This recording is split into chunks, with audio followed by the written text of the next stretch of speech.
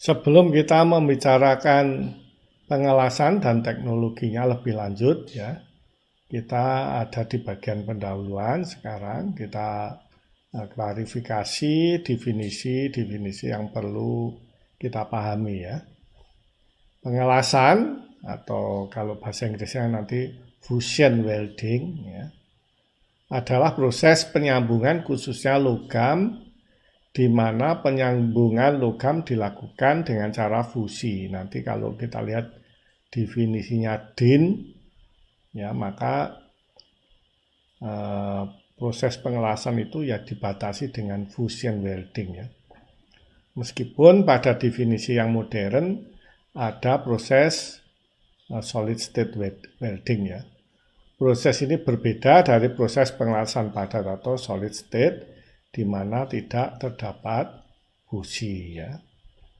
Jadi pada solid state welding, misalnya friction stir welding yang menggunakan gesek gitu ya, atau linear welding atau continuous welding, itu semuanya menggunakan gesekan material panasnya ya, biasa diaplikasikan pada logam-logam yang sulit dilas dengan las fusi ya, fusion welding. Maka panas yang ditimbulkan itu tidak sampai mencair ya logamnya. Biasanya rule of thumb-nya itu adalah sekitar 0,8 T melting ya.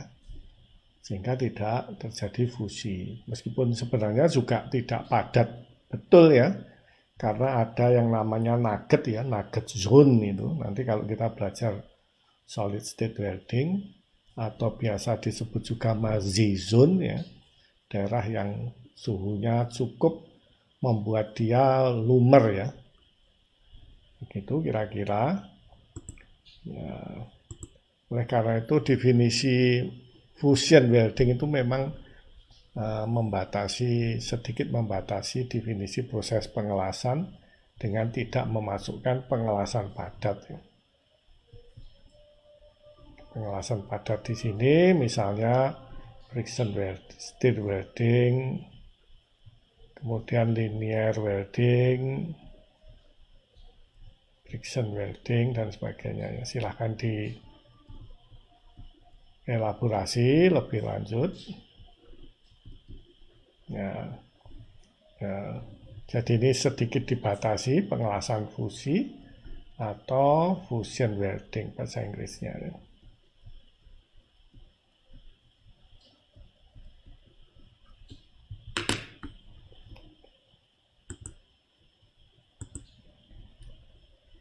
Fusion welding juga dibedakan dengan soldering atau proses penyolderan, di mana logam dasar atau logam induknya ya, dan logam pengisi meleleh bersama ya. Ini untuk proses welding ya.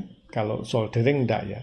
Sedang pada penyolderan yang meleleh hanya logam pengisinya saja. Itu yang membedakan ya dengan soldering. Juga dibedakan dengan proses brazing ya, di mana pada proses brazing logam induk dipanaskan tidak sampai mencair ya, tetapi panas yang timbul itu cukup untuk membentuk ikatan metalurgi ya. Jadi kalau boleh ya, di sini yang atas ini fusion welding saya simpulkan ya. Ini kita sandingkan dengan solid state welding.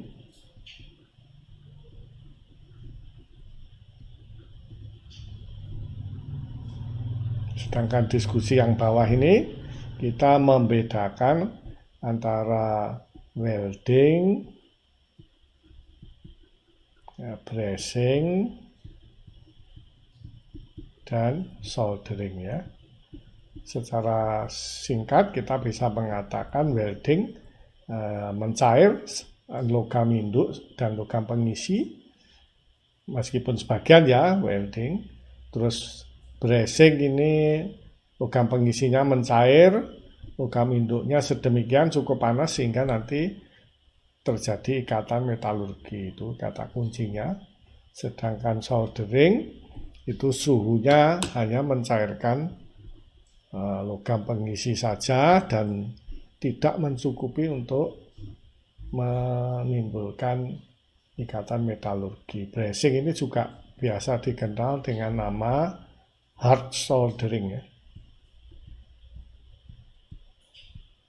Ya, dikenal juga dengan nama karena yang sering dipakai silver, logam pengisinya silver soldering ya. Atau las perak itu kalau di pasaran disebutnya.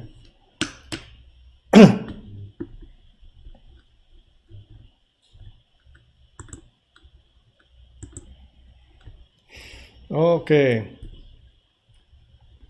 Kalau kita lihat menurut definisi DIN ya, las adalah ikatan metalurgi, berarti kata kuncinya ikatan metalurgi pada sambungan logam atau paduan yang dilaksanakan pada keadaan lumer atau cair ya.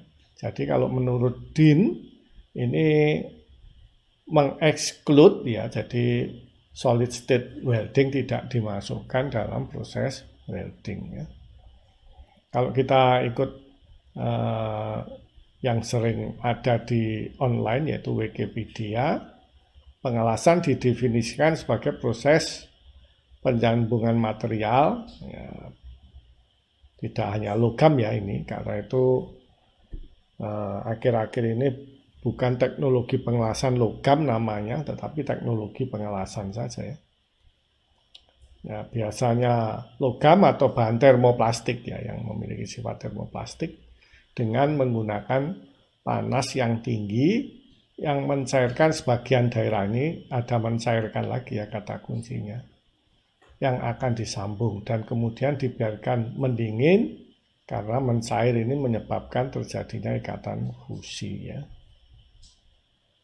Kalau boleh saya garis bawahi ya, yaitu yang pertama ya, kalau menurut DIN ikatan metalurgi ya, terus kemudian lumer atau cair ini syarat disebut sebagai pengelasan.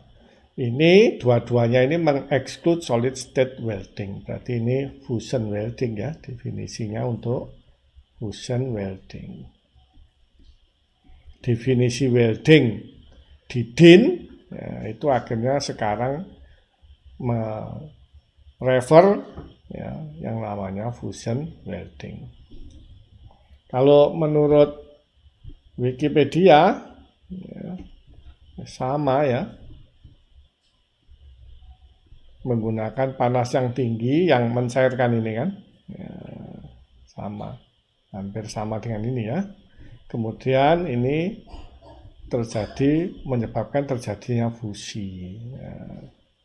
Kalau mencair terjadi fusi dan syaratannya ikatannya metalurgi ya sama, kalau mencair pasti ikatannya metalurgi ya yang terjadi, tapi tidak semua ikatan metalurgi harus mencair, karena contohnya pada brazing itu ya, itu tidak terjadi ikatan metalurgi, tidak terjadi fusion tetapi terjadi ikatan metalurgi.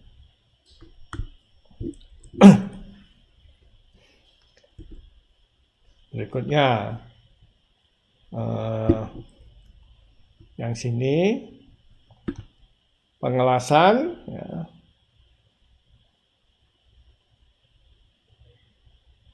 dibedakan dengan teknik penyambungan logam. Pengelasan dibedakan dengan teknik penyambungan logam. Wah, ini mungkin salah ya kalimatnya. Dengan temperatur yang lebih rendah ya.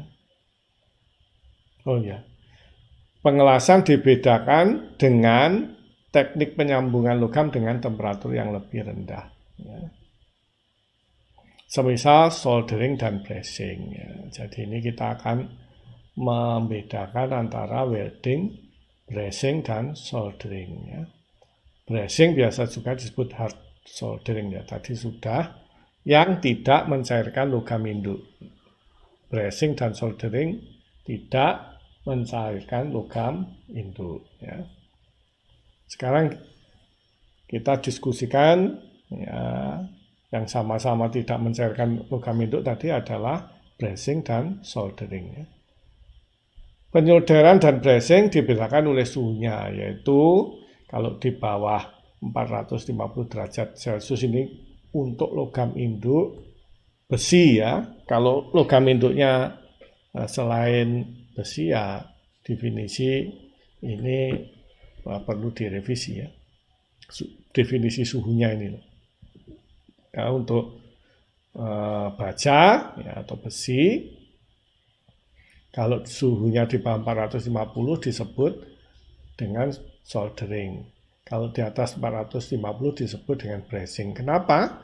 Karena kalau suhunya 450 ini cukup untuk membentuk ikatan metalurgi, ya kan? Nah.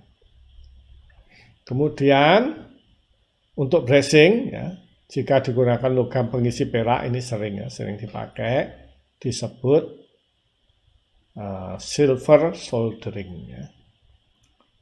Selain dibedakan atas suhunya, soldering dan bracing bisa juga dibedakan alatnya ya.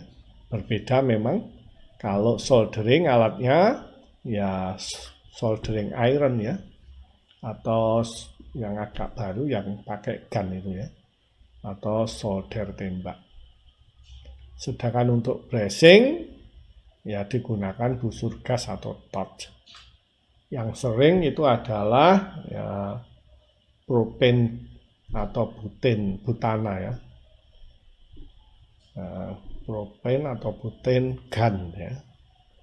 Mungkin saya tulis ya. Jadi ini yang kita diskusikan di sini.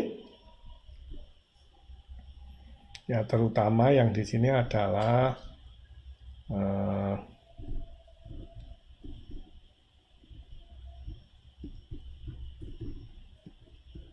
bracing vs soldering ya.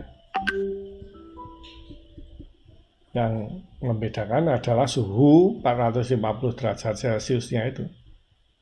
Kalau di atas 400 ini untuk steel ya. Maka di atas 450 disebut bracing, di bawahnya disebut soldering. Kenapa 450 ini akan cukup untuk membentuk ikatan metalurgi.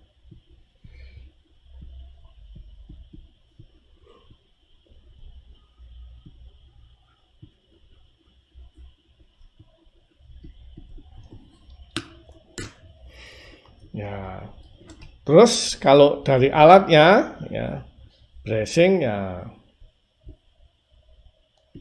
kita menggunakan alatnya. Yang bracing kita menggunakan misalnya propana atau butana ya. Ya, kemudian kalau soldering ya alatnya ya soldering iron ya.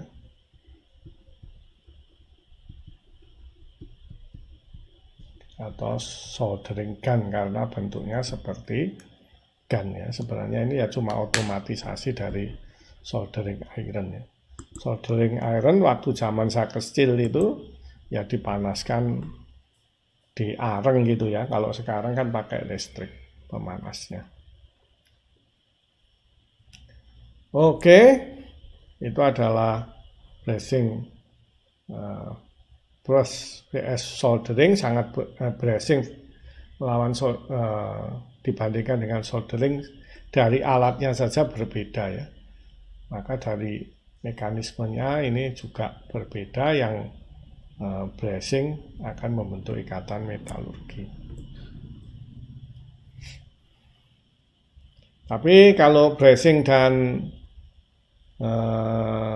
welding kadang-kadang digunakan alat yang sama ya. Tapi yang membedakan kalau begitu ya ikatan yang terbentuk itu tadi, ya, yang satunya ikatan metalurgi, sama-sama ikatan metalurgi, tetapi yang satunya mencair, yang untuk welding mencair, yang untuk brazing logam induknya tidak mencair, ya, hanya cukup membentuk ikatan metalurgi saja, ya. Kadang digunakan alat yang sama, ya, nanti ada contoh videonya, ya, sama-sama menggunakan torch las oxyacetylene, ya, jadi pakai alat las karbit semua, ya. Yang membedakan, ya, mekanisme terjadinya ikatan kalau brazing itu wetting, istilahnya dengan membasahi begitu. Kalau welding, ya, sama-sama mencair dan bercampur, ya. Ada apa istilahnya, berbagai gaya, ya, buoyancy, kemudian gaya Lorentz, ya, Marangoni, macam-macam di dalam kolam las, sehingga itu benar-benar bercampur antara logam induk dengan logam pengisinya, ya. Sehingga namanya ikatannya, mekanismenya itu mekanisme fusi, ya. Bahkan pada proses welding itu bisa, ya, kita buat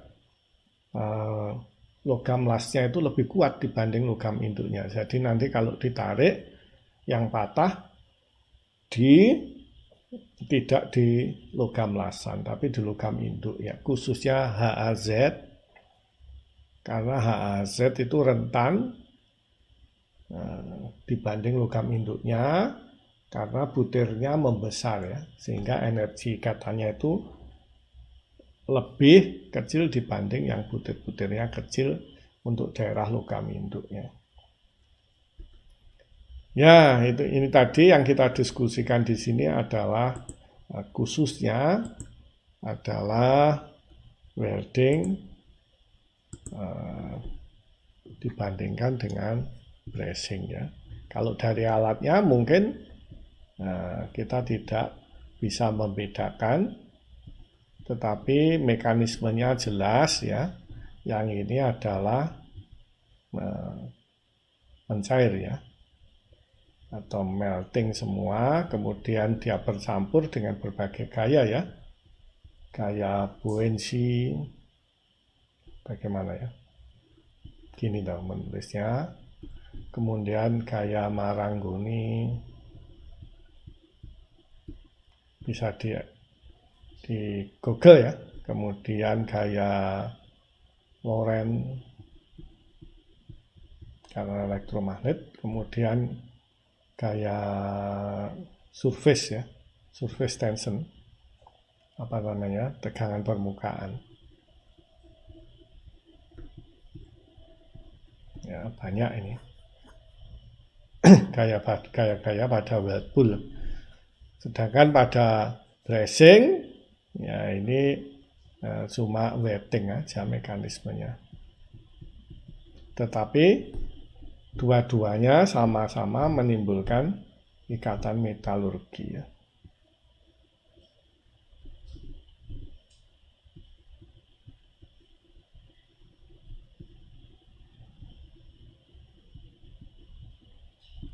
Ikatannya sampai ke struktur mikro, ya.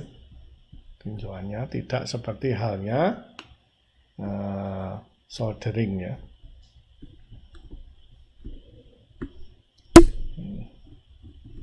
Apa ini mengeluarkan kembali? Oh, ini.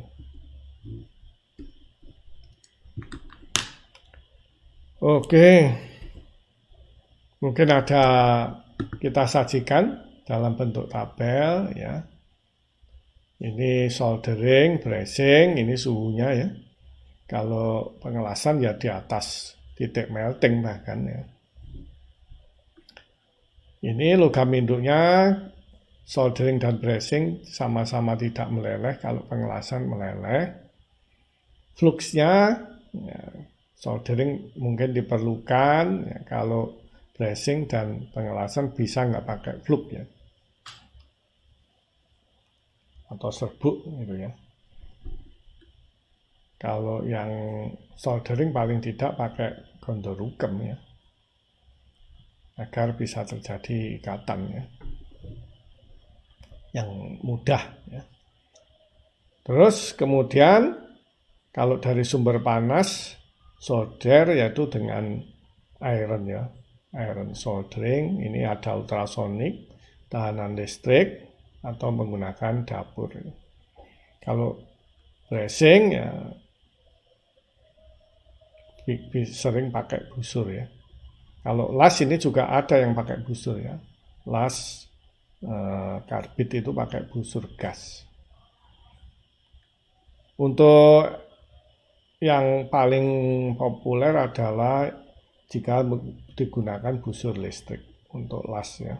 Meskipun ada busur plasma, elektron beam, busur rendam. Ini sebenarnya busur rendam dan busur tungsten ini sama-sama menggunakan busur listrik ya. Dan las tahanan listrik ini mungkin nggak muncul busurnya. Kemudian ini laser beam welding ya. Dua-duanya intensitas tenaganya tinggi ya ini. Intensitas panas laser beam welding maupun elektron beam welding. Kelemahannya dari welding itu selalu terjadi residual stress ya. Berbagai teknik dikembangkan untuk menghilangkan residual stress ya. Oke. Ini 450 ini semuanya cuma tentatif ya. Maksudnya angka-angka ini adalah tergantung logam induk ya. Ini yang kita bicarakan yang logam induknya baja ya. Yang penting lebih rendah dari titik lebur logam induk yang brazing. Kalau welding ya lebih tinggi atau sama dengan titik lebur logam induk ya. Ini kita bisa sajikan dalam bentuk gambar juga ya. Ini adalah yang soldering, yang ini adalah karena hard soldering ya, pakai butana atau propana gun ya, atau bisa juga pakai torchnya las karbit ya. Karena ini ada hard soldering ya, ini dikasih untuk membedakan ini soft gitu ya. Sebenarnya soldering itu ya maksudnya ya bukan hard soldering gitu ya, tetapi untuk jelas-jelas membedakan disebut kata soft di sini. Ini adalah suhunya yang 450 ini transisi antara soft soldering dan hard soldering. Ini ingat ya, ini untuk logam induk yang steel ya. Nah, kalau welding sampai tinggi ya suhunya, bahkan kalau kita untuk laser beam welding itu bisa sampai puluhan ribu ya. Itu disebut dengan welding. Ini contoh-contoh lasnya ya, MIG, MAC, SMAW dan seterusnya ya. Yang laser beam itu di sebelah kanannya lagi. Ini contoh dalam bentuk grafik ya, temperaturnya ya, yang dalam bentuk gambar, alat yang digunakan yang di bawah ini. Oke. Ada beberapa video menarik ya yang membicarakan tentang welding, brazing dan soldering ya. Ada paling tidak 4 ini ya, bisa dicari yang lain ya. Kita bisa mulai diskusi dari yang 4 ini dulu ya.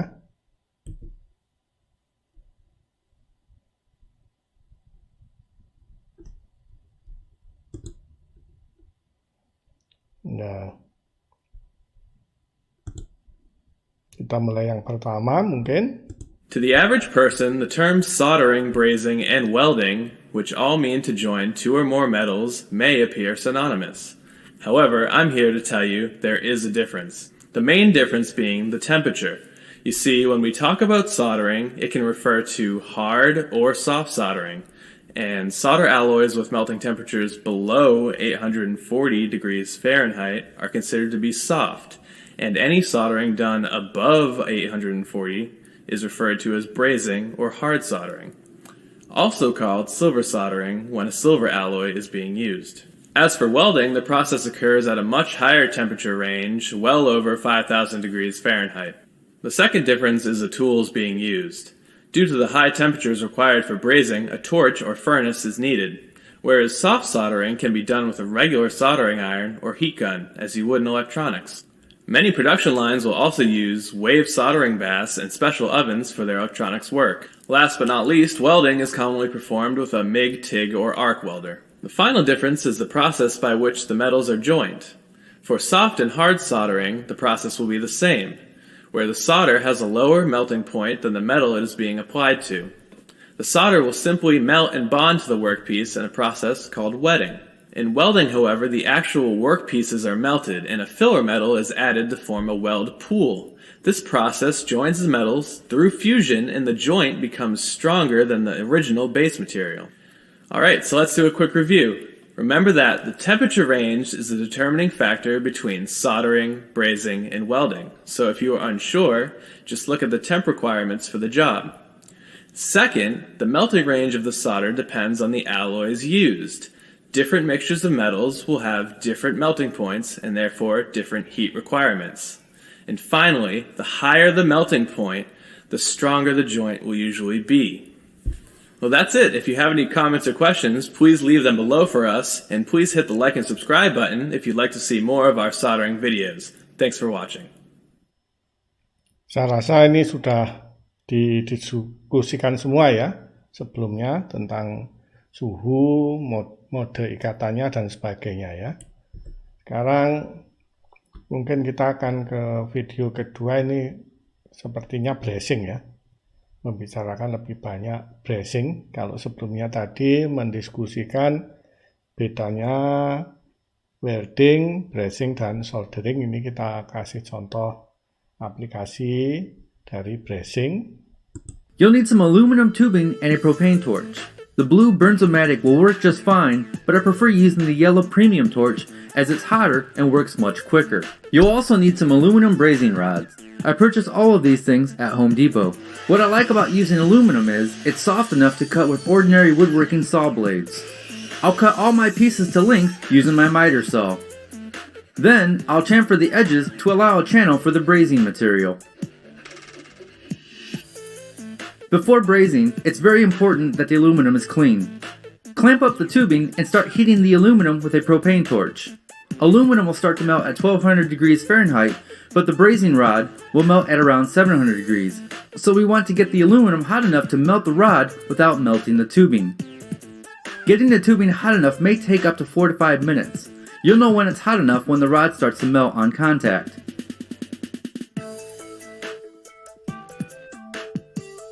Rub the brazing rod along the channel until it's filled in, and finish it off with some more heat.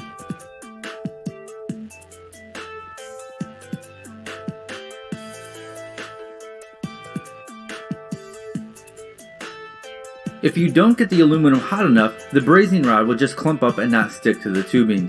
This takes some patience and practice, as my first few tries resulted in failures and ugly joints. You'll want to repeat the process on all 4 sides of the tubing for a strong joint.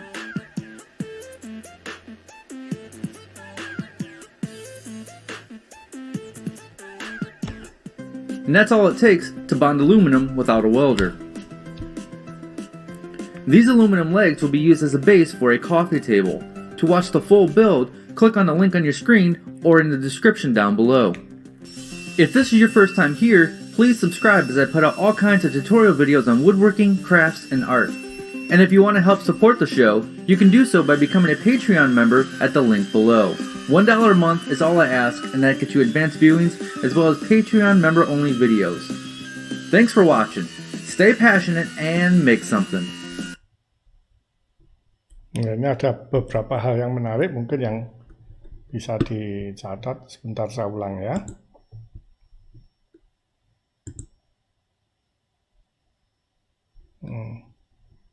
You'll need some aluminum tubing and a propane torch, and works much quicker. I purchased all of these things to cut with ordinary woodworking saw blades. I'll cut all my pieces to length using my miter saw. Then, I'll chamfer the edges to allow a channel for the brace. Ya, ini ya, sedikit menarik yang ini. Jadi, dia membuat pojoknya ini ya. Pojoknya ini dia menyebutnya temperate ya. Camferate mungkin. Camfer ya. Ini gunanya untuk filler metal ya. Tempat filler metal ya. Ada channelnya ya. Channel untuk filler metal. Dia bilang begitu.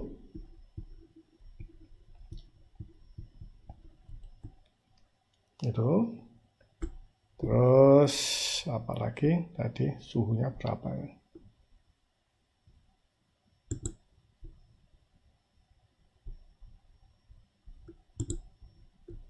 Brazing material. Before brazing, it's very important that the aluminum is clean.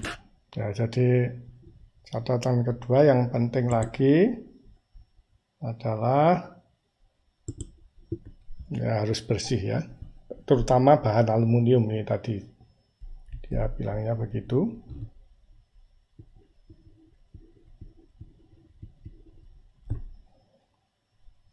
Terus kemudian yang perlu lagi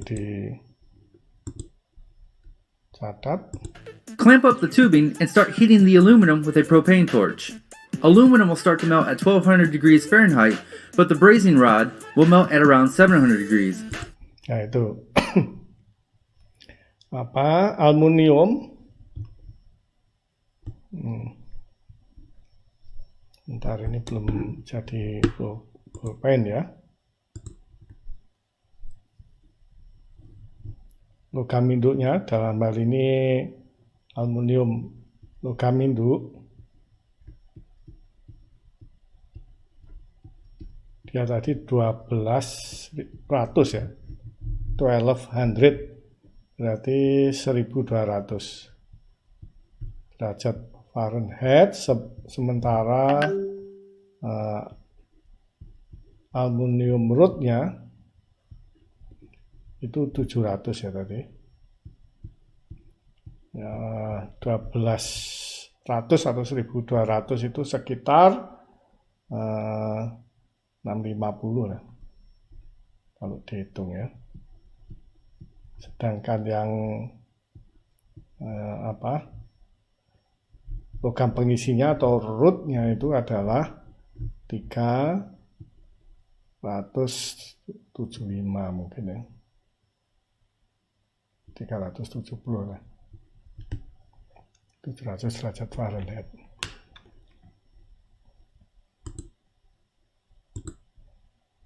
So we want to get the aluminum hot enough to melt the rod without melting the tubing. Getting the tubing hot enough may take up to 4 to 5 minutes. You'll know when it's hot enough when the rod starts to melt on contact.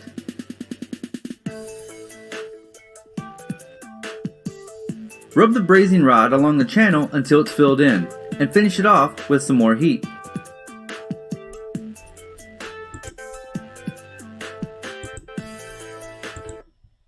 Nah, itu lagi yang penting.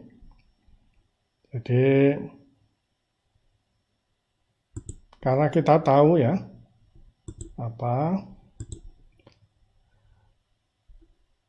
logam induknya ini bahannya mencair pada 650 derajat Celcius, sementara logam pengisinya atau welding rodnya, metal rodnya itu 370 derajat Celcius, maka kita bisa yakin bahwa welding rodnya nanti akan mencair lebih dulu ya, dibanding dengan logam induknya ya.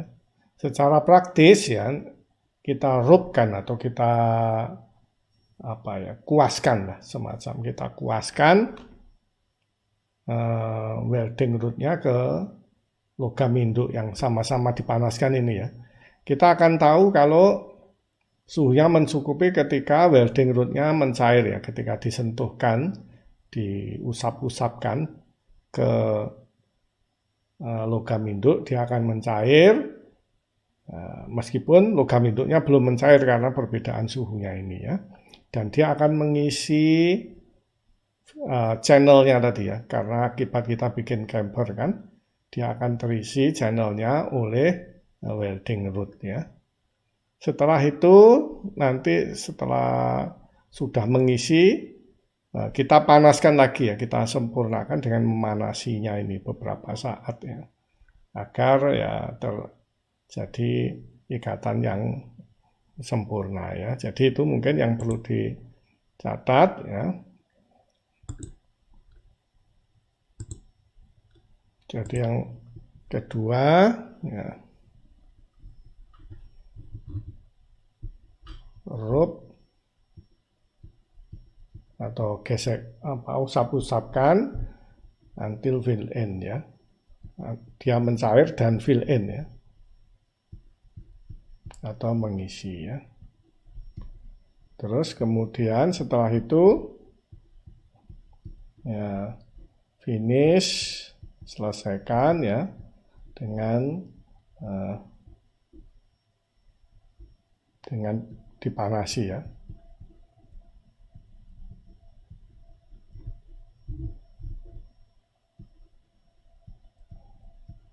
Ya, begitu operasinya, caranya dari proses brazing ini.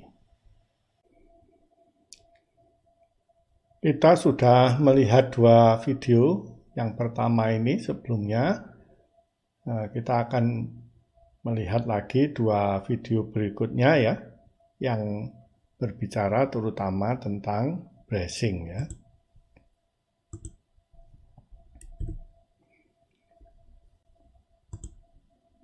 Kita lihat video yang pertama.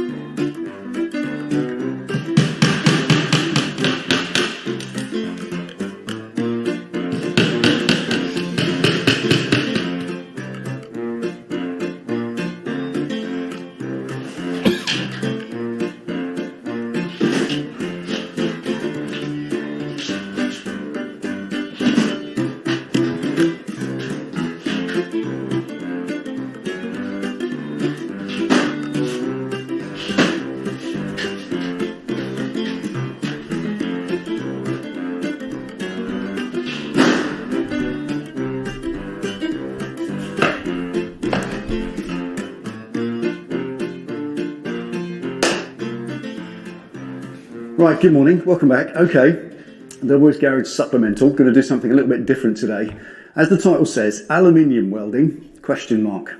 And what I want to show today is something I've found that I want to find out if it's aluminium welding or if it's a bit of a fraud or if it's just a substitute that I can actually use. What it is flux cored, low melting point aluminium welding rods or brazing rods to be given the exact description. So I've bought a pack. I've thrown 30 quid up the road to see if they work. I've got some test pieces I'm going to cut, and I'm going to see if I can actually weld, join, braze, solder, whatever happens, two pieces of aluminium together. Because if I can, then this project takes on a whole new world of possibilities, and I can bring you some amazing stuff that I wouldn't have been able to do. And that's if I can master it, which I may not. But there we are. Today's a little test. Aluminium brazing rods. I'll show you the product I bought, and we'll do some tests to see if I can get the hang of it and see if it actually works. Get the hammer, see if we can break things once we've joined them. So let's get stuck in. Wish me luck. Right, okay, here's the first of these kind of videos. I'm not going to do a massive amount of these. I want to get on with the project. But when I saw this stuff, I was amazed. And I thought, I know what adverts can be like. They'll tell you it does wondrous things. So before I go getting involved and committing my project to it, I always like to check if they actually work. And let's show you what it is first of all. It's not welding for what it's worth. That's why I put the question mark in the title here. Welding would infer that the metal itself, the two pieces of metal, are fused together by melting them together. That's practically what welding is. You melt the two pieces of metal into one. This doesn't do that. It sticks them together like brazing or soldering. The braze or the solder seeps into the pores of the metal and makes a seriously strong glue type bond, but it's never going to be as strong as welding, which is what made me skeptical, because all the claims on this information tell me that it is. And one of the claims that really intrigued me was stronger than the parent metal. Well, that sounds very advert-like, so I want to check that's true.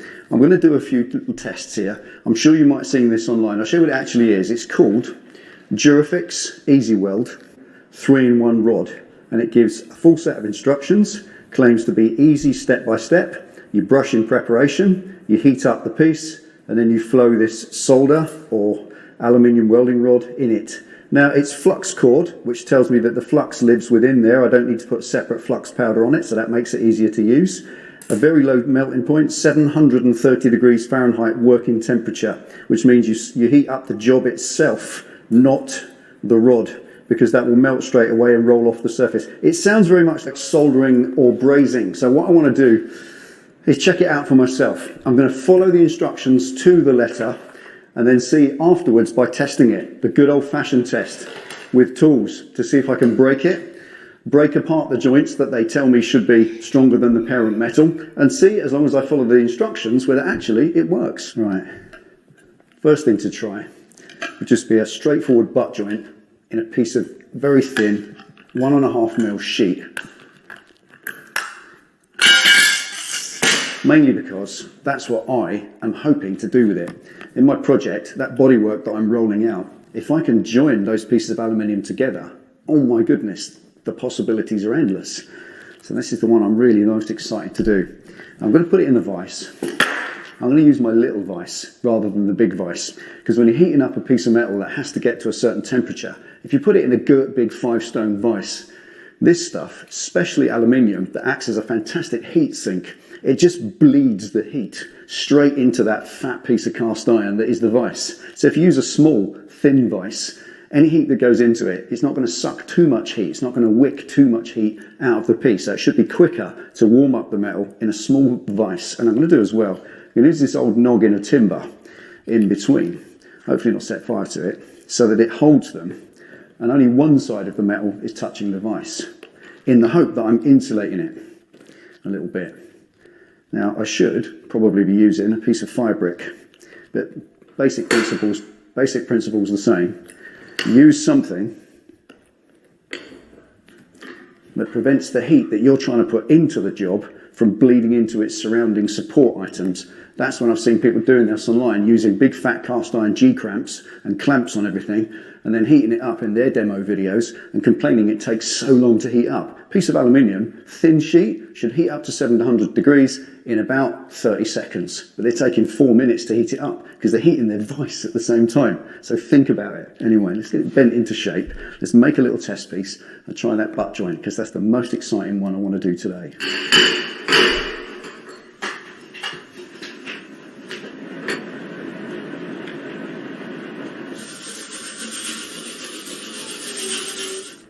Right, there we are, joint prepared. Trick to any welding is a good, tight, close-fitting joint all the way down and as clean as you can possibly get it. Now, in with the kit you get from Weld UK, you get this little stainless steel brush, little tiny thing, and that's extremely sharp. I wondered why stainless steel. I've got a drawer full of wire brushes. Why can't I just use one of them? Most of them are brass-coated, regular mild steel wire, and they're good for cleaning up welds and stuff, but this is a stainless steel brush, and it's particularly sharp. And looking at it and what it does to the metal, I can see that what it does is rubs off the oxidization, anything that's on there, not just paint and finishes like that, that's a given obviously, but we're rubbing out the actual surface of the metal and scuffing it up and scoring it, because this stuff, it doesn't melt these two pieces of metal together. They don't blend at a metallurgical level into one piece, because the melt point of aluminium is, 1200 and something degrees, and these melt at 730. So they're only ever going to sit on the top of the metal, or hopefully ingress into the pores of the metal. So it tells me. So clean with your little stainless steel brush. You don't need to give it the bejesus, just a little light scuff take the surface off so it's kind of a matte finish. Got a nice joint. That's nice and clean. I'm going to go just a tiny bit further, a little bit of acetone. If you see the guys doing TIG welding, they always use acetone to clean up the metal before they weld it. So the more clean you can get it, the better. Every little helps. There we go. That's now as clean as can be. Let's get the torch sparked up and get going. And the tool for this is a standard home DIY propane torch. That's all you need to get it up to 730 degrees. It should be easy enough, shouldn't it? Let's give it a go then.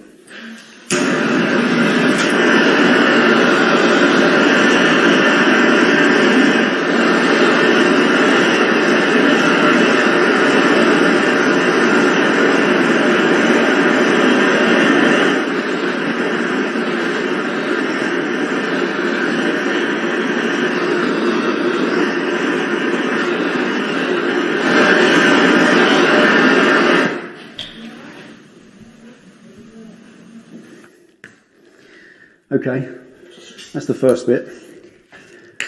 Now, butt welding two pieces of metal together with some solder or braze on the surface is about as bad as it gets, about as weak as it's likely to be. So let's see. Now, let's just take that out, let it cool off. That's the first bit. Now the second one, I want to join something together that's a bit thicker, a little bit of angle alley. I've cut it. I've V'd out the joint, as you do. If you just join anything thicker, if you're going to weld anything thick, you cut a little V between the two faces so they're not a butt joint, and then that allows the weld to drop into that joint, so it gives it a little bit better a chance to stick. So I'm going to put these in the vise again, going to heat them up, and see if I can lay some of this aluminium solder down in that joint and join these two pieces of angle together. And when we've done an array of different things, we get the hammers and the tools out and see if we can start destroying it. That's my favourite bit.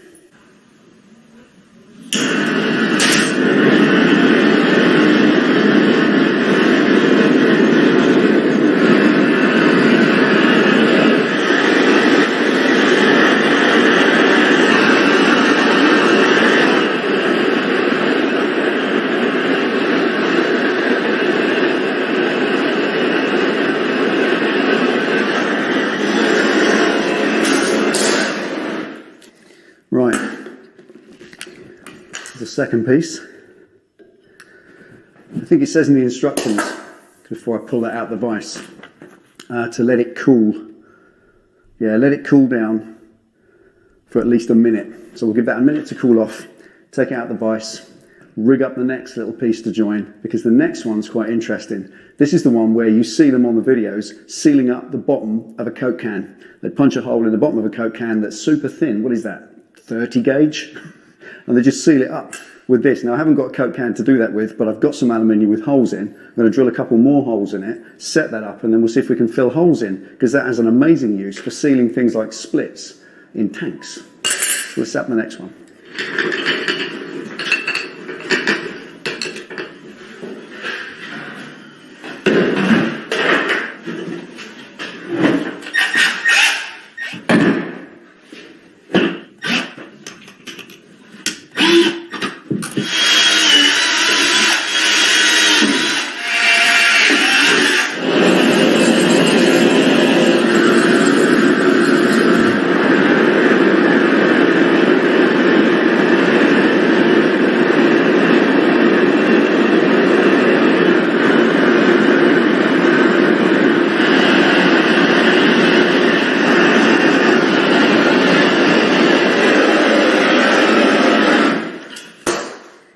Like that.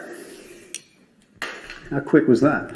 Imagine the possibilities if that turns out to be strong and resilient with things like sealing up holes that you don't need in an aluminium expansion tank. Imagine the possibilities of being able to make an aluminium expansion tank for my bike. Now that will be cool. Still got to pass the test yet. So let's put it with the others. And do one more test. This time, I want to take a piece of angle alley, quite thick, 3-4 mil thick. Another piece, it's about 5 mil thick. And I want to weld it on there. Now this is to see whether you could make a frame with this method. Initially, I would think not on your life, because it's nowhere near strong enough for frame welding. But let's see how strong it actually is. Because once it's done, I can start the fun bit, hitting it with hammers. Let's get the last one done, and then we can start the tests.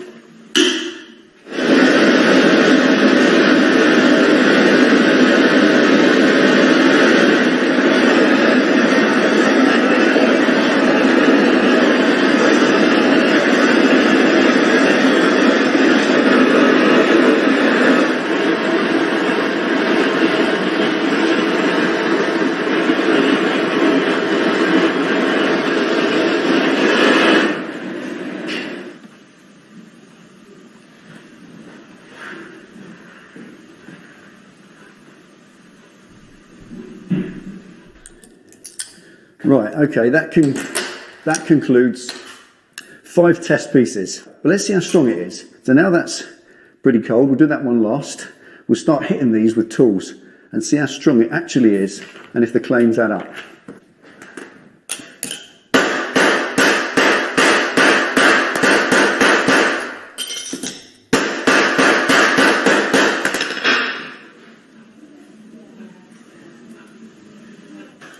That's pretty impressive, because straight away that tells me that if I join 2 pieces of metal together to then go in the English wheel and curve, I've got half a chance. It hasn't broken apart, but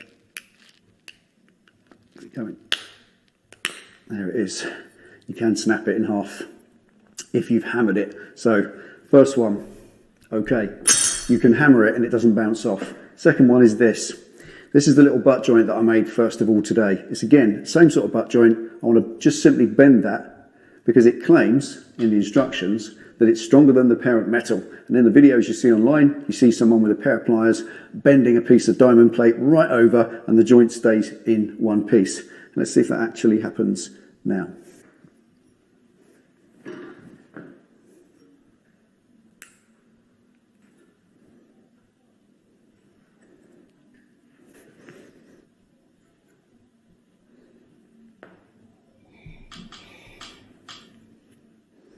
Coming off there.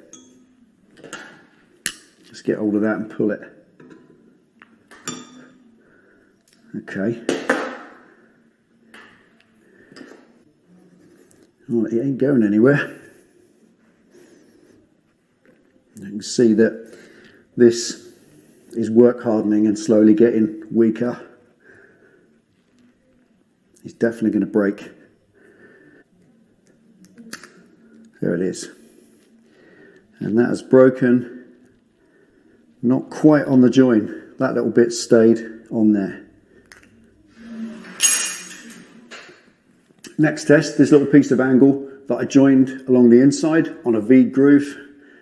It penetrated right through at one point and dripped out the bottom, so can't say it ain't penetrated. So let's poke that in the vise, see how it gets on with a hammer, hitting it.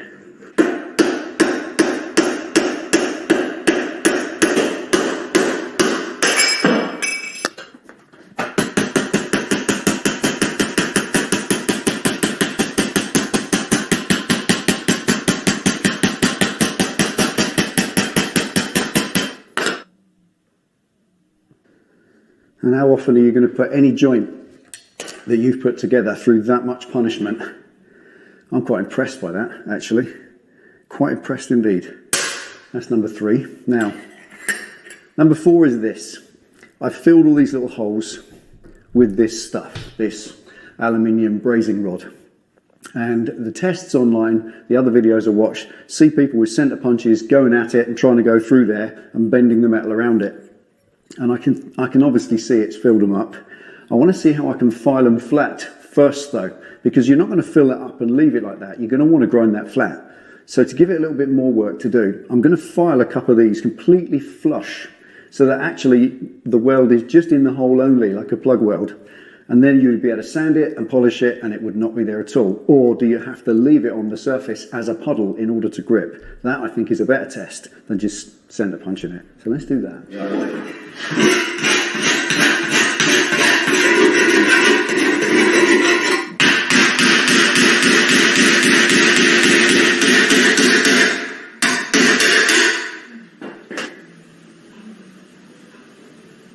Right, okay. So it seems as if you scuff off the surface, it's not so strong. You can punch it through. If you leave it on there though, you can beat it all you like. So it acts quite well if the surface area is left in place. But if you need to grind it flat, well, that's not going to work for you. Perhaps have to TIG weld it instead.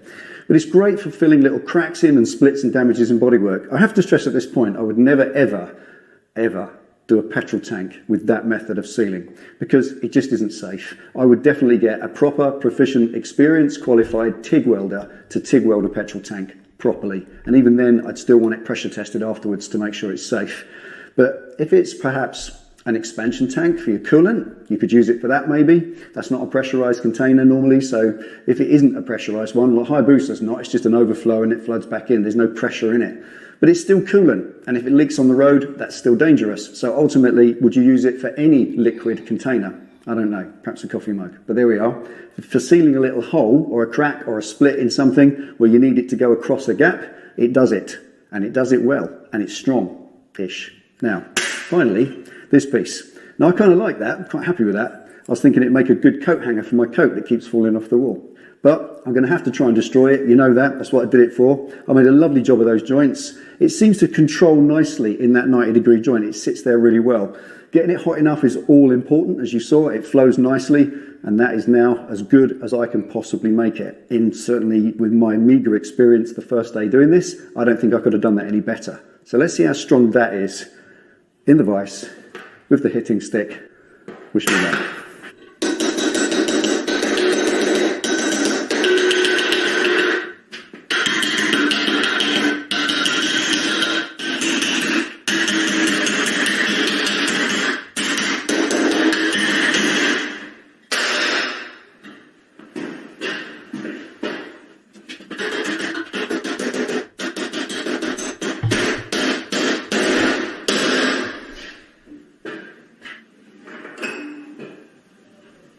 My word, and blimey. Now that is a £2 enforcer, and that was the kind of impact that would definitely pop a ball joint on a car. So that's impressive, seriously impressive. It appears that if you get the joint really right and you really take your time to get it perfectly spotlessly clean, put a nice V in the joint, get it right up to temperature, which is 730 degrees. So just take the time to let it warm right up. Once it's preheated, get that stuff in there, nice and thick, layer it in, let it cool down, and it's strong. Now I'm really impressed with that, but this is about test, so I want to see just exactly how difficult it is to rip that off there. I'm quite sure my £2 friend can do it.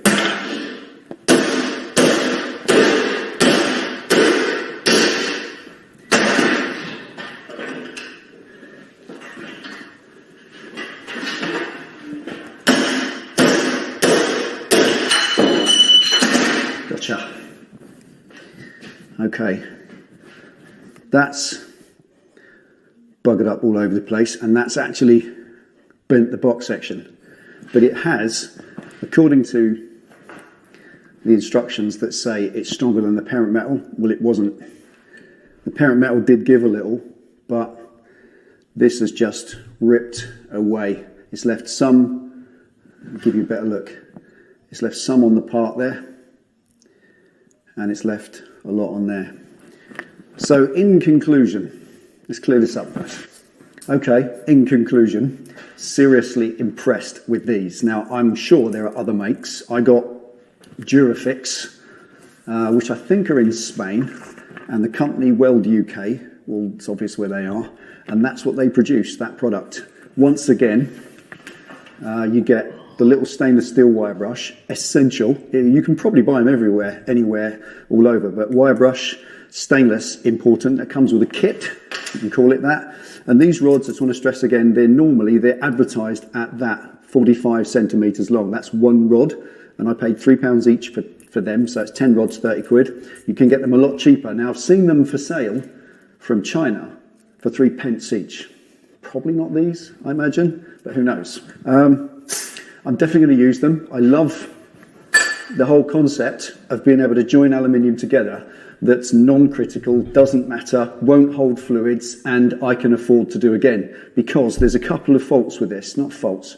There's a couple of Achilles heels with this. One of them, though, isn't weakness. I was seriously impressed with that. As you saw, that took a baseball bat stance, about 9 hits with a 2-pound enforcer, and eventually I got it to shear.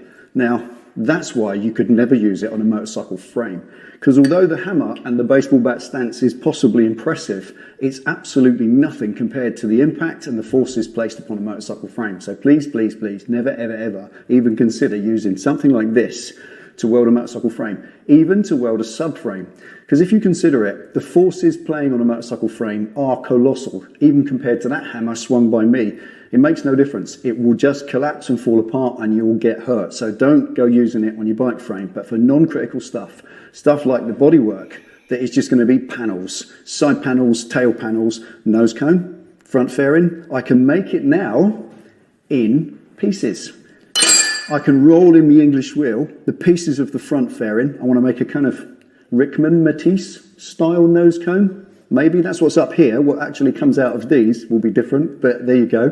But I can make it in pieces and weld it together. What you can do with that, which I haven't done today, is you can overlap the weld. You could then drill the top one and you could plug weld in them to increase the joint. Also, if you flow that stuff between the two pieces, then stick it together, you get a massive surface area, so that's going to be good too. So there's all kinds of ways to do it. And it's rat rod, so if it looks a bit patched together in Frankenstein, then all the better. Anyway, today, that proven, happy days, really like it. I want to stress again, don't even consider using it on fuel tanks, ever, for any reason. That would be highly dangerous. Use a proper TIG welder who knows what they're doing, and that isn't me, and get them pressure tested afterwards. So that brings me to the last thing. I will take up aluminium welding. I will get a machine eventually. In the last 6 to 8 weeks since we started this move, it's been nothing but that. Money, money, money, out, out, out. We've just paid for everything, right down to everything you see here pretty much. That's the money from our patrons. Thank you so much to the patron family, to everybody that has donated and supports what we do, including the company. So thank you for everything. It's put us where we are today. But to still go out and shelling out big machines, it isn't just the TIG machine. They're actually not that expensive. It's another bottle of gas, because the MIG welding gas is different. So I'll need 2 bottles of gas. I would also like an oxyacetylene setup, but that's 4 bottles then, because you need the oxygen and the acetylene, and of course that's then the trolley and all the stuff. So it goes on, and I will get those things as time goes on, because I want to expand and improve this channel. Anyway, today was just a simple test on this aluminium welding stuff. I absolutely love it. I'm really impressed, and I will be using it in my project. So that's it for today. Thank you for watching. What do you think of it? Comments underneath. Take it easy, ride safe, and we'll see you next time.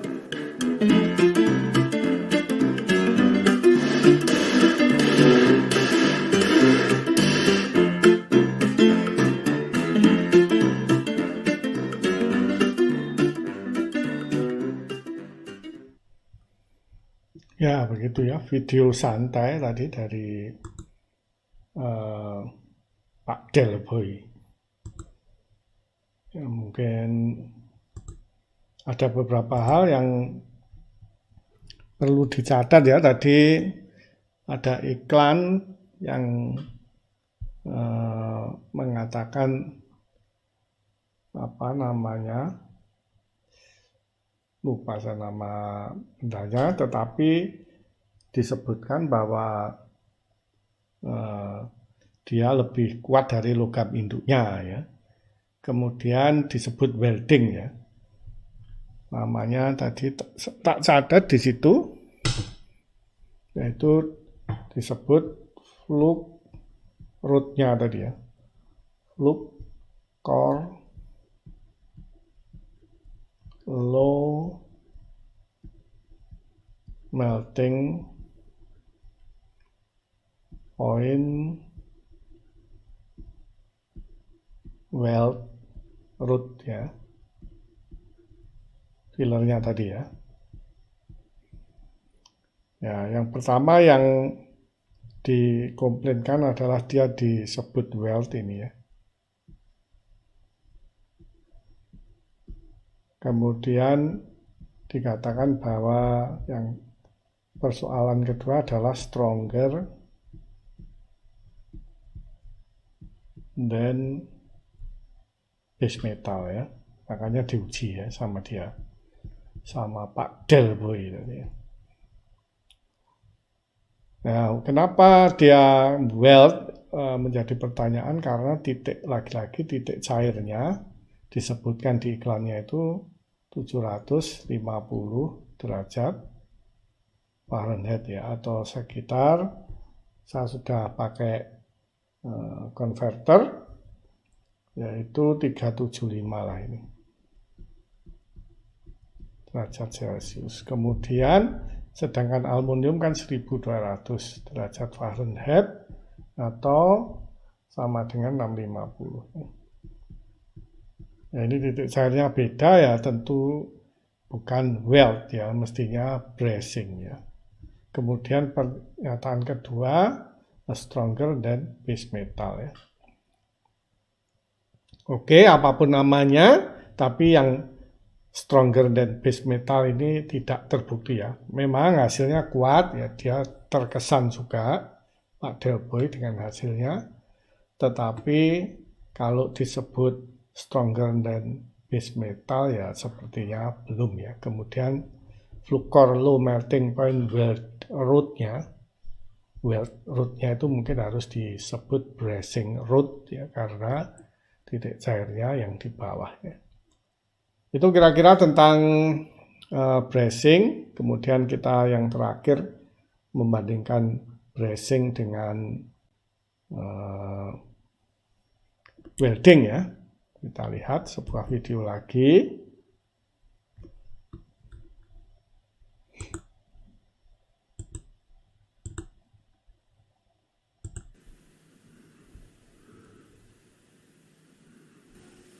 The question of what's the difference between gas welding and brazing? These are two pieces of 1/8 inch steel. They're hot rolled steel, mild steel, and they have a mill scale on them, which is just a little coating that comes from the steel mill. Now, to weld these two together with the gas welding, I'll use, like this is a 3/32 gas rod. It's copper colored, but that copper is just a coating on here, very thin coating. The rod itself is actually steel. It's called RG45, and some companies sell it as R45.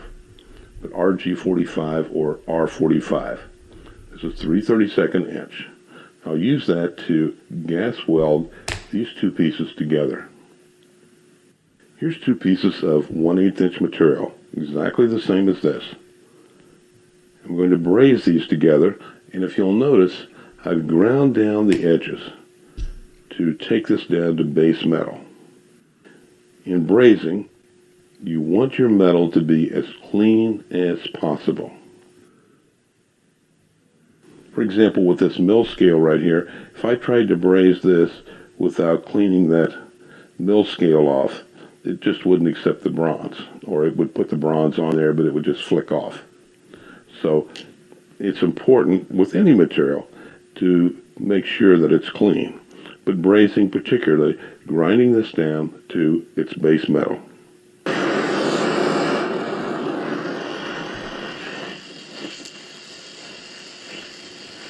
Okay, I'm heating this up until it gets molten. I'm just going to put a little bit of weld in there. The rod. I did the same thing on this other end. Now, if I didn't do that, when I started welding right here, as I moved up here, these two would expand out and I'd end up with a big gap right here. So just tack welding that here keeps kind of a uniform gap in there.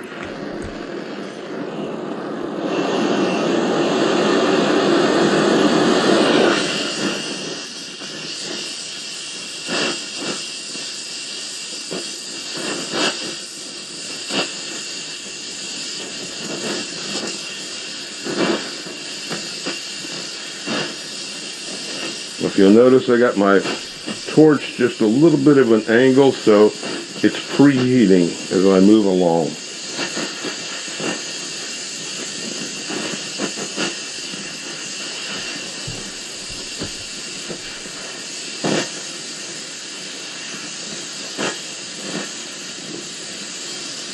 Those sparks you see, little pieces of molten metal.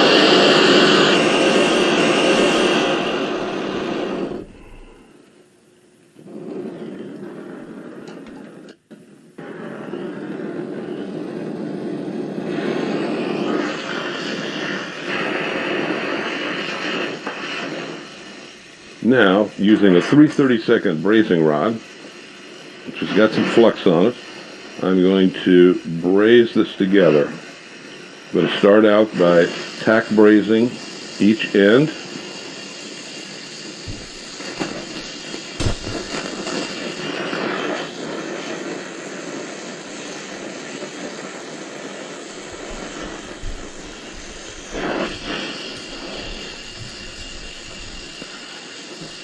I'm just floating the bronze in here.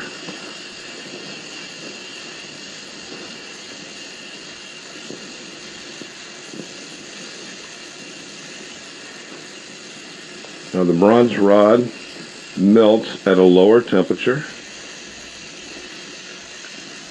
To braze, I don't need to get the base metal so that it's molten.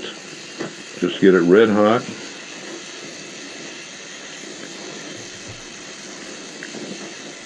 Still got my torch just a little bit of an angle, so I'm preheating.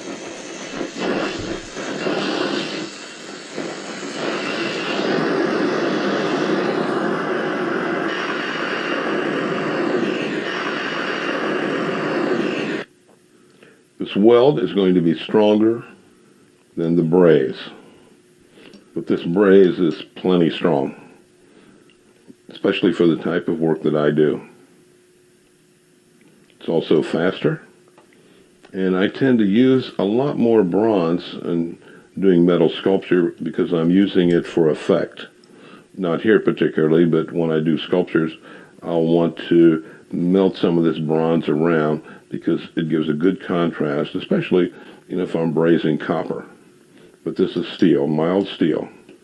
So the gas weld and a braze.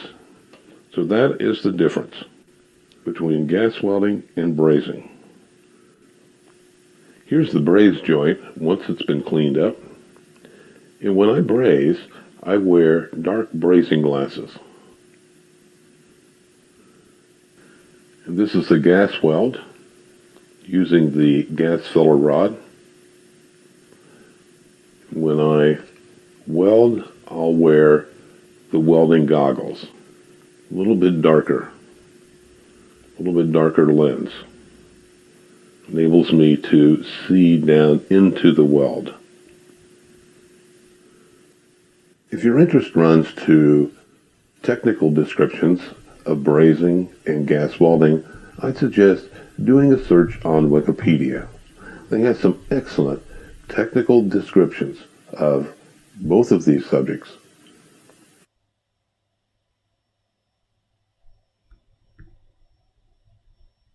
Ya, begitu ya.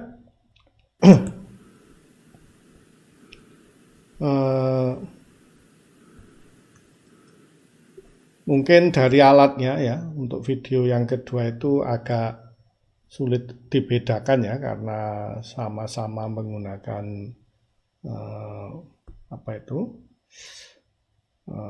torchnya Lascarbide ya.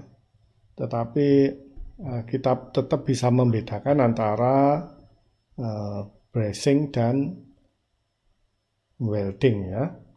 Yang pertama yang dilas adalah 1/8 ya tadi, 1/8 inch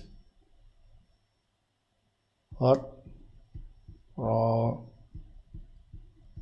sudah saya catat, mild steel ya. Kemudian yang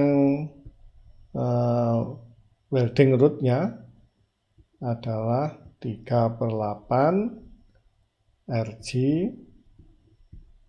45 atau mungkin disebut R45 juga, mild steel ya.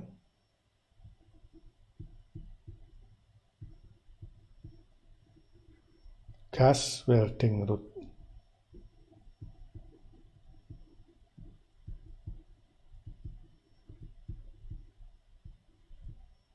Terus kemudian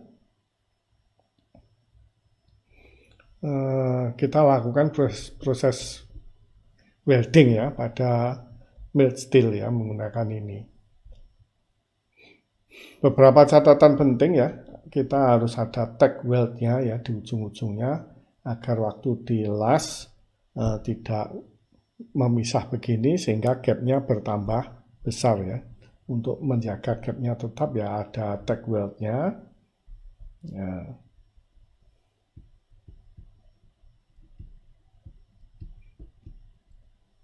Oke, pada logam yang sama kita lakukan bracing ya. Logamnya induknya ini 1/8 in hot roll mild steel, tapi di sini kita menggunakan rod-nya itu 3, ini bukan 3/8 ya, 3/32 ini sama, yang per 8 yang ininya ya. Steel-nya ya, ini 3/32 bronze, pakai bronze bracing rod with flux. Nah, tentu proses yang kedua ini adalah bracing ya, bukan karena namanya tetapi karena bronze titik cairnya adalah tidak setinggi mild steel ya. Ada beberapa catatan ya untuk bronze ya, tentu dibuat V kanal V ya, agar bracing rod-nya itu kalau mencair bisa mengisi tempat itu ya. Kalau yang welding tadi tidak, untuk 1/8 in tidak dibentuk V ya, karena dia akan mencair di situ ya. Terus yang bracing tentu faster ya, dan selalu untuk bracing membersihkan permukaan itu menjadi hal yang penting ya. Dan bracing tidak harus mencair memang logam induknya, tapi cukup ya, namanya itu red hot. Nanti bisa membentuk ikatan metalurgi sudah.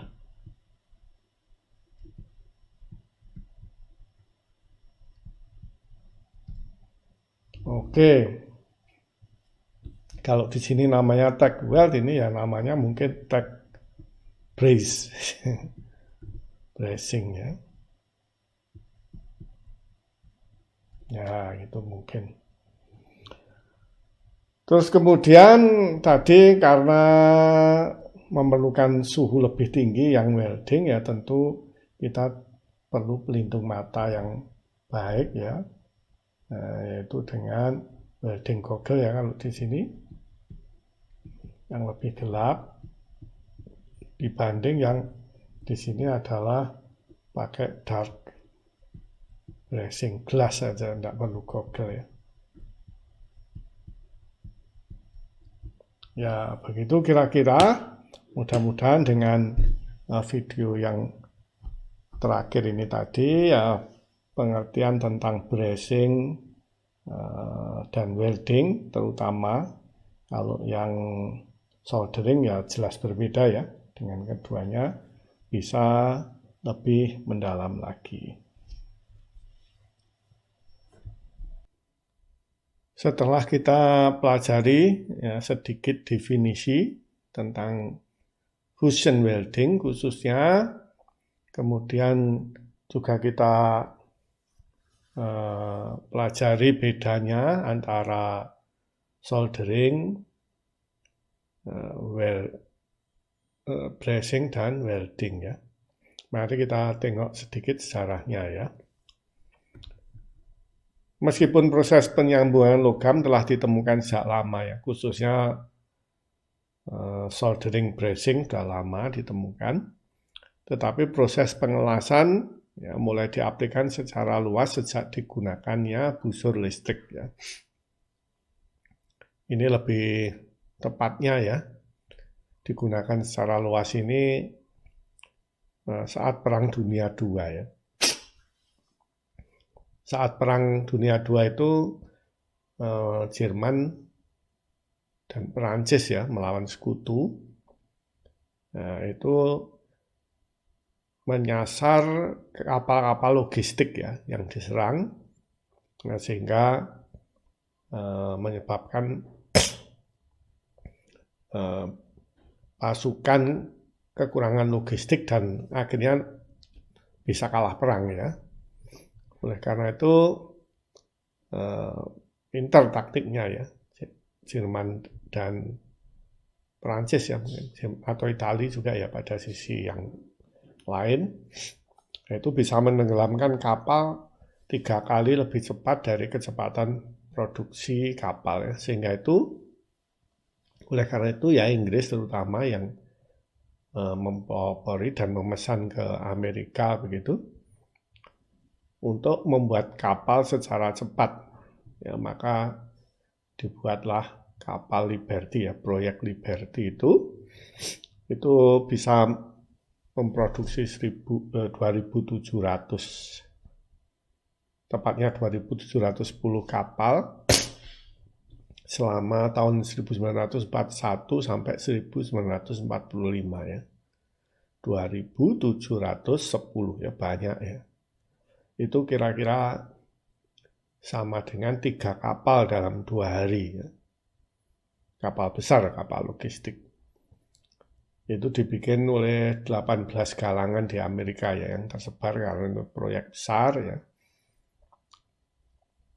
Dan akhirnya bisa memproduksi kapal logistik yang mencukupi lebih banyak daripada jumlah yang ditenggelamkan ya.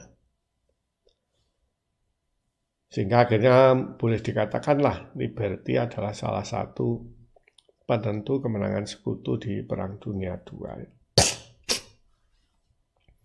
Tetapi setelah berjalan sekian lama ya, biasa ya kalau kita menerapkan teknologi baru, ya banyak masalah yang tak diduga sebelumnya ya. Tetapi ya memang begitu dan itu harus diteliti dan dicari penyebabnya dan dicari penyelesaiannya ya, memang begitu prosesnya.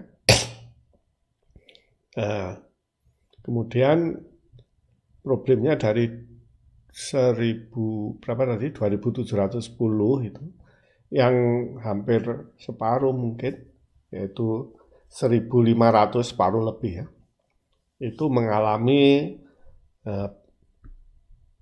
patah brittle yang signifikan ya di beberapa tempat atau brittle fracture gitu ya. Terus kemudian bahkan 12 dari 2.710 itu benar-benar terbelah jadi 2 gitu ya. Dan ada yang mati ya penumpangnya. Setelah diteliti ya karena pada produksi kapal ini digunakan teknik penyambungan yang baru, yaitu metode pengelasan ya. Ya dari situlah ya satu hal yang nggak bisa dihindari ya, yaitu semat tegangan sisa, perambatan retak yang tidak terhambat ya. Lain halnya dengan menggunakan keling sebelumnya. Oleh karena itu, yang tadinya belum diantisipasi, akhirnya dipelajari dan bagaimana masalah tersebut bisa dimitigasi ya. Itu yang menjadi topik yang menarik ya. Selama awal-awal tahun 1950 itu penelitian. Ya, itulah ya sejarah proses pengelasan diaplikasikan secara luas, yaitu menggunakan busur listrik ya waktu itu. Tapi sejarah pengelasan itu sendiri ya, tidak ada catatan sejarah yang baku bagaimana siapa yang menemukan itu. Tiap-tiap buku bisa berbeda-beda ya. Nama yang disebutkan sebagai pelopornya itu bisa berbeda, tahunnya juga, penemunya dan bagaimana aplikasinya juga berbeda-beda ya. Ya, seperti telah disampaikan sebelumnya ya, tidak ada catatan yang pasti ya tentang sejarah perkembangan dan siapa penemu proses pengelasan ya. Tapi ada beberapa milestone ya, salah satunya adalah diaplikasikannya proses pengelasan pada pembuatan kapal Liberty ya. Kemudian ada penemuan ya, kita bisa membandingkan ya di awal tahun 1000 di abad 18 ya, 19 di awal gitu, dan masih menggunakan teknologi yang manual sekali, dan sekarang sudah berkembang menjadi sangat otomatis sehingga berkembang menjadi suatu ilmu pengetahuan proses pengelasan ya. Mungkin yang bisa dikatakan ya salah satunya adalah ya, penemunya atau pelopornya adalah Nikolai Bernados dan Cerner ya. Nikolai Bernados ini dianggap ya pelopor penggunaan las busur listrik ya. Penggunaan ya, karena sebelumnya ada Vasily Petrov ya dari Rusia pada tahun 1802 ya. Lama sebelumnya itu menemukan ide kemungkinan penggunaan busur listrik ya, meskipun belum dipraktekkan. Ya, sekitar 80 tahun kemudian baru Nikolai Bernados dan Cerner. Nikolai Bernados itu ya Rusia juga ya, sebagian besar penemu ide awal welding itu orang Rusia ya. Meskipun dia berkebangsaan Yunani ya, Nikolaevich Bernados, Nikolaevich Bernados, sehingga dari namanya itu kita bisa mengatakan dia seorang berkebangsaan Yunani yang meskipun orang Rusia ya. Dan Cerner dua-duanya mengusulkan carbon arc welding ya. Jadi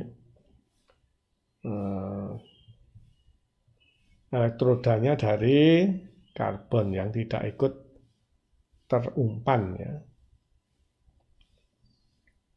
Kalau Cerner itu double elektroda, karbonnya ganda ya. Ya, karbon dijadikan grafit namanya, kemudian dijadikan sebagai elektroda proses pengelasan. Penemu berikutnya mungkin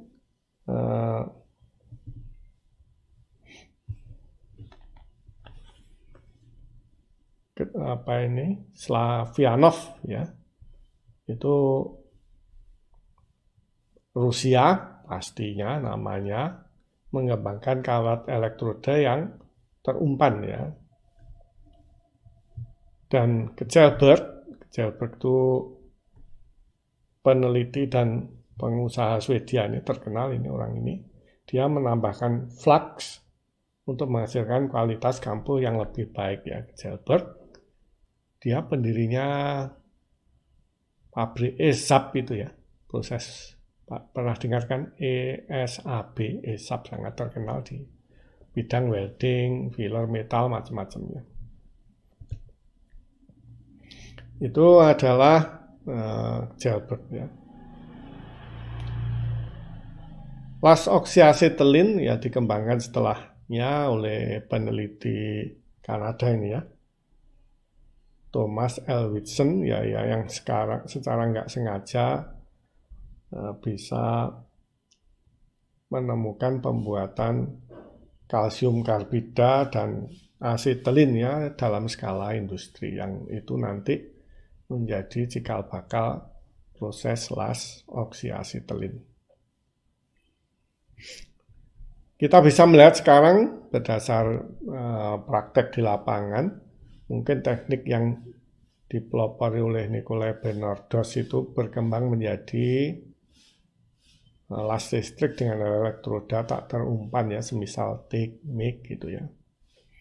Sementara yang dipelopori oleh Slavyanov, dan kita tidak boleh melupakan peran flux ya di dalam proses dengan elektroda terumpan, Slavyanov dan Gelberg itu berkembang menjadi metode pengelasan ya yang biasa disebut las listrik sekarang ini karena saking luasnya digunakan. Sebenarnya dia termasuk shielded metal arc welding, las busur listrik dengan elektroda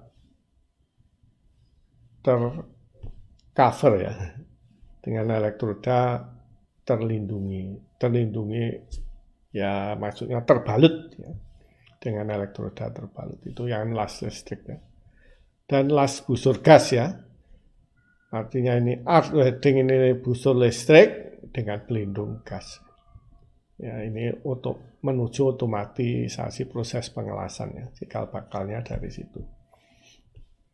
Mungkin begitu ya, kita bisa menyimpulkan sejarahnya kira-kira ya, yang berkembang menjadi las listrik yang sangat luas aplikasinya sekarang ini.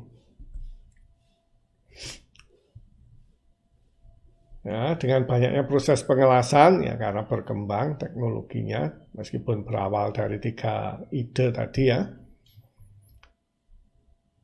maka banyak ahli mengklasifikasikan proses pengelasan ya. Dan sekali lagi juga tidak ada kesepakatan ya pembagiannya. Kalau berdasar cara kerjanya mungkin kita bisa membedakan antara fusion welding dan forge welding ya. Yang fusion welding ini ada thermite welding, ini juga meragukan disebut pengelasan atau pengecoran ini. Kemudian gas welding, terus kemudian electric arc welding ya. Ya, meskipun ada yang beam, high beam welding ya, high energy beam welding ya, akhir-akhir ini yang tidak masuk dalam ABC ini. Kemudian forge welding itu adalah las tahanan listrik, las tempa, dan las gesek. Ini berdasarkan cara kerjanya. Tapi ada yang membagi berdasar sumber energi, yang ini sumbernya las gas, panas dihasilkan oleh pembakaran gas, ya. Maka disebut dengan oxy-fuel sebenarnya ya. Tetapi fuel yang biasa dipakai itu asetilin, karena itu namanya menjadi oxy-acetylene gas welding. Ini pengelasan busur listrik ya, itu ada banyak ya. Sub SMAW, shielded metal arc welding, ini yang biasa disebut las listrik karena luasnya aplikasinya. Kemudian GTAW, gas tungsten arc welding, plasma arc welding ya, tidak sedikit berbeda dengan pengembangan ya, sedikit dikembangkan dari las busur listrik menjadi las busur plasma ya. Plasma adalah apa? Kalau kita belajar dulu kan zat ada 3, yaitu zat padat, zat cair, gas. Sebenarnya ada satu lagi di atasnya yaitu plasma ya. Terus kemudian gas metal arc welding, submerged arc welding, ini electroslag arc welding. Nah, sudah ya, ini nanti kita pelajari satu persatu. Terus kemudian yang baru lagi adalah pengelasan sinar energi tinggi ya. Ada electron beam welding dan laser beam welding.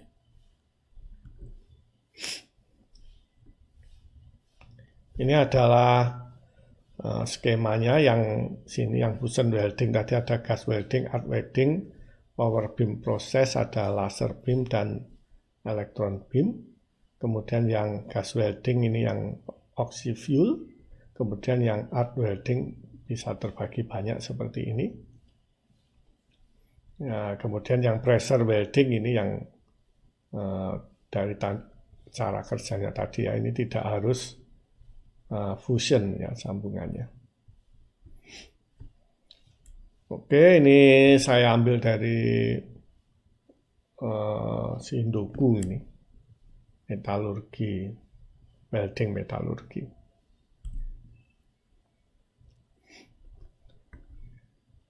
Sumber panas untuk proses pengelasan busur, pengelasan gas, busur listrik ini, sinar energi tinggi secara berturutan adalah ya, jadi las gas sumbernya nyala gas, las busur sumbernya busur listrik ya maksudnya, kemudian sinar energi tinggi ya sinar energi tinggi yaitu elektron dan laser ya. Masing-masing ya 3 hal ini memiliki sumber panas, masing-masing sumber panas yaitu gas, busur listrik dan sinar energi tinggi memiliki rentang kerapatan energi yang berbeda ya. Semakin ke sana yaitu gas paling rendah, busur listrik lebih tinggi, sinar energi tinggi yang paling tinggi, ya kerapatannya berbeda, sehingga untuk menghasilkan sambungan diperlukan rentang parameter pengelasan, yaitu asupan panas yang bervariasi pula ya. Ini maksudnya salah satu parameter penting dari proses pengelasan adalah heat input, yaitu panas per satuan panjang ya. Dikarenakan oleh perbedaan sumber panas ini, hasil lasan juga perbedaan ya, menunjukkan perbedaan. Sebagai contoh ekstrim ya, pengelasan sinar elektron, sinar laser atau elektron, ini kerapatannya bisa setinggi ini ya, 1 juta watt per milimeter ya, sangat terfokus.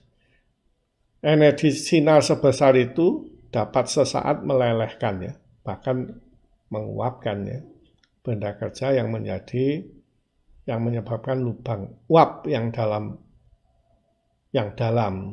uap yang dalam pada benda kerja ya. Teknik membuat lubang itu biasa dikenal dengan keyhole ya.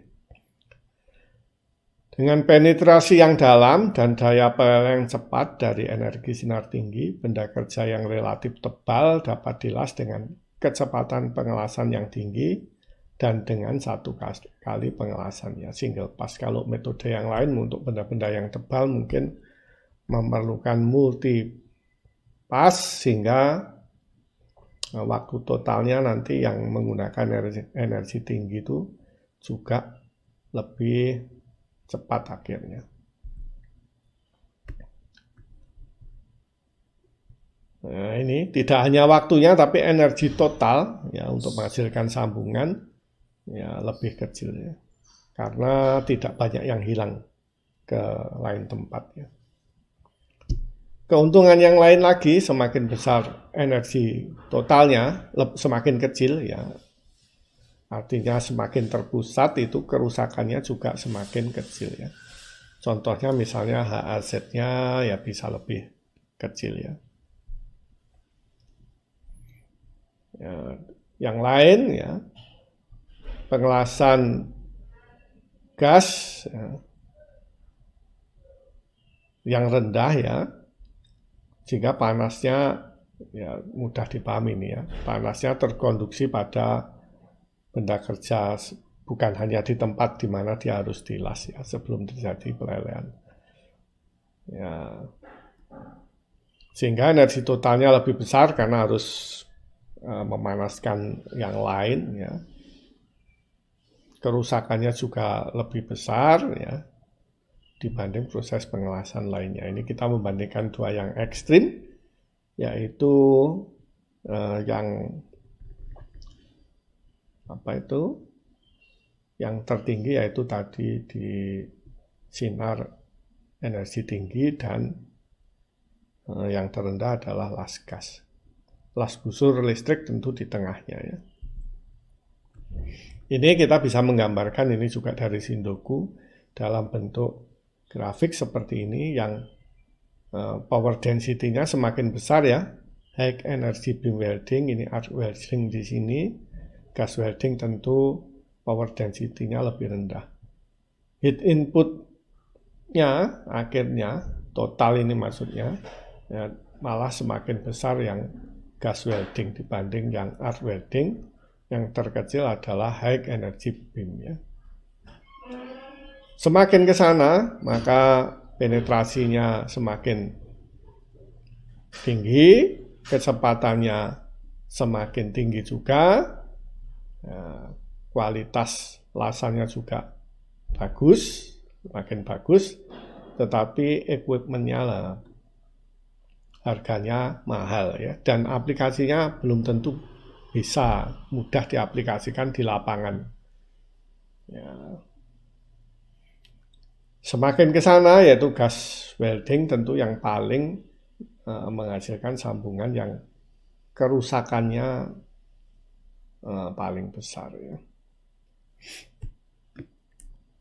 Itu kalau disajikan dalam bentuk grafik.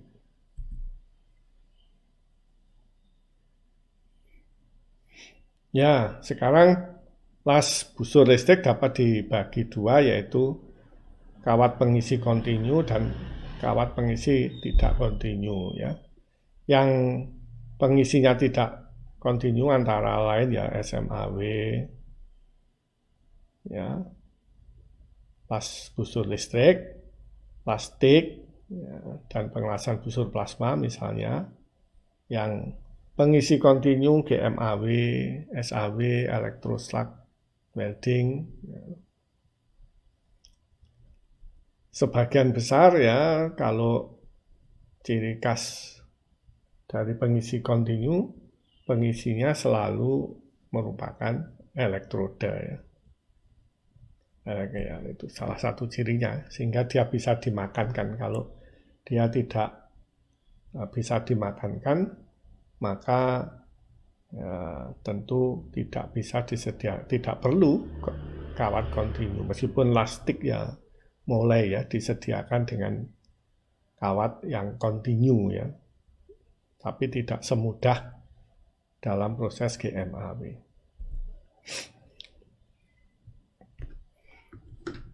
Berikutnya ya, proses pengelasan kawat kontinu itu ya harus konstan ya, sumber listriknya ya. Kenapa begitu ya? Karena voltase itu kan tergantung jaraknya. Nah, pengelasan tidak kontinu sulit untuk mengatur jarak yang konstan antara ujung elektroda dengan benda kerjanya. Oleh karena itu pasti tegangannya nggak kontinu. Ya, kemudian untuk menghasilkan metal transfer yang konstan, ya, maka diperlukan arus konstan. Ya. Oleh karena itu, yang pengisi tidak kontinu sebagian besar arusnya konstan. Ya.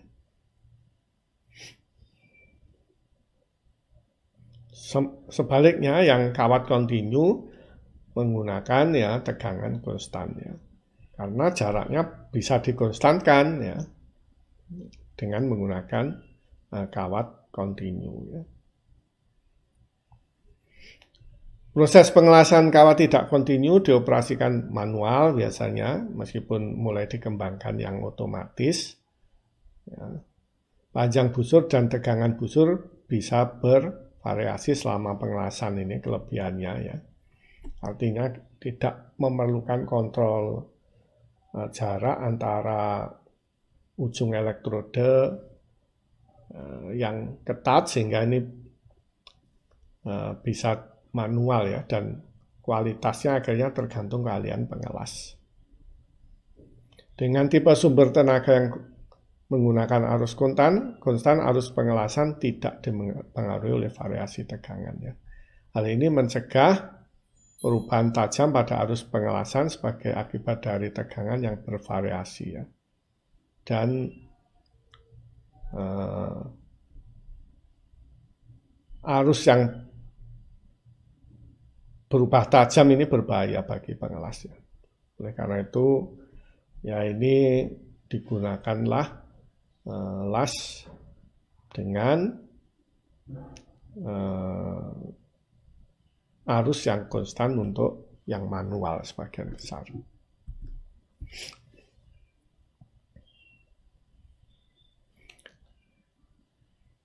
Proses pengelasan tidak hanya digunakan untuk menyambung, tetapi bisa juga untuk repairing ya, dan bahkan membuat benda atau printing, biasa disebut 3D printing ya.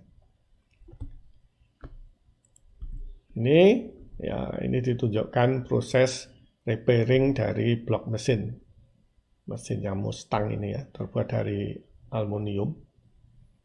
Ya, ini bagaimana bagian yang patah di sini ujungnya disambungkan, direpair sebenarnya, lebih direpair daripada disambung ya ini ya. Prosesnya ya diisi, kemudian dihaluskan, diisi lagi, ya, kemudian dihaluskan lagi dengan menggunakan gerinda khusus ya. Dan akhirnya ya seperti baru lagi. Ini adalah salah satu aplikasinya untuk repair blok mesin. Ya.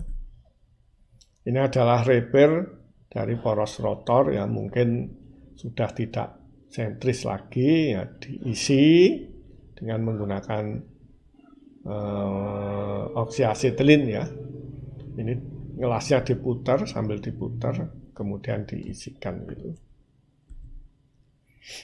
Setelah itu tentu di machining setelahnya ya. Dan dijadikan poros dengan mengisi pasaknya lagi. Ini adalah TIG welding ya, proses 3D printing ya. Ini pengisinya adalah aluminium 6061 ya, dengan lastik ya. Pertama ya diisi ya seperti ini, hasilnya mungkin tidak sehalus yang diharapkan. Kemudian di machining ya, sentuhan terakhirnya untuk menghasilkan kualitas yang presisi dan halus. Video tentang bagaimana pengelasan digunakan untuk repair ada di 2 nomor pertama ini ya. Yang pertama digambarkan bagaimana TIG welding digunakan untuk merepair blok mesin ya. Ya, karena blok mesinnya Mustang itu ya. Nanti kalau Anda lihat terbuat dari aluminium, maka digunakan TIG ya, TIG welding. Kemudian video yang kedua diperlihatkan film tentang bagaimana memperbaiki, repair dari poros yang tidak center ya, dari poros motor listrik. Maka porosnya yang tidak center itu digojing Jadi dibubut ulang, dan karena bahannya hilang, maka diameternya berkurang. Perlu diperbesar lagi, yaitu pertama dengan diisi dengan welding ya.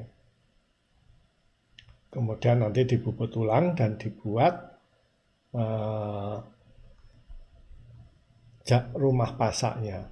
Video yang ketiga ya ini mendiskusikan tentang proses welding untuk aditif manufacturing ya, dipakai untuk membuat material ya. Yang digunakan filler metalnya aluminium 6061 kalau nggak salah ya, yang heat treatable.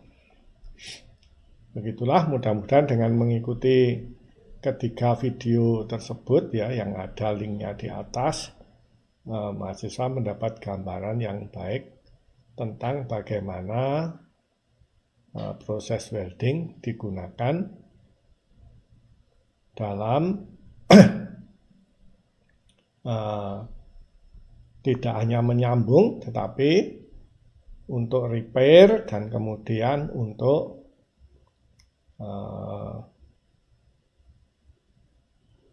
aditif manufacturing.